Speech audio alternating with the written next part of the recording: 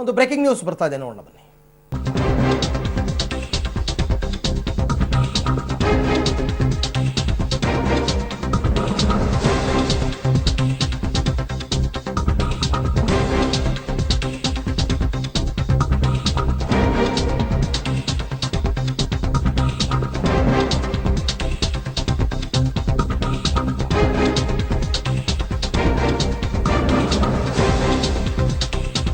ಬಳ್ಳಾರಿಯಲ್ಲಿ ಶಾಸಕ ನಾಗೇಂದ್ರ ಕಾಂಗ್ರೆಸ್ಗೆ ಒಂದು ಶಾಕ್ ಕೊಟ್ಟಿದ್ದಾರೆ.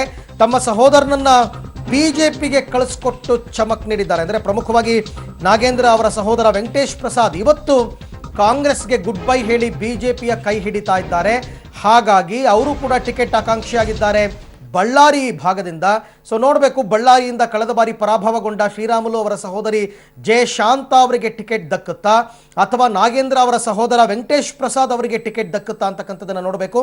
ಆದರೆ ಈಗ ವೆಂಕಟೇಶ್ ಪ್ರಸಾದ್ ಕಾಂಗ್ರೆಸ್ಗೆ ಕೈಕೊಟ್ಟು ಬಿಜೆಪಿಗೆ ಸೇರ್ಪಡೆಗೊಂಡಿರುವಂಥದ್ದು ಕೂಡ ಒಂದು ರೀತಿ ಬಳ್ಳಾರಿ ಭಾಗದಲ್ಲಿ ಕಾಂಗ್ರೆಸ್ಗೆ ದೊಡ್ಡ ಹೊಡೆತ ಅಂತ ಹೇಳಬಹುದು.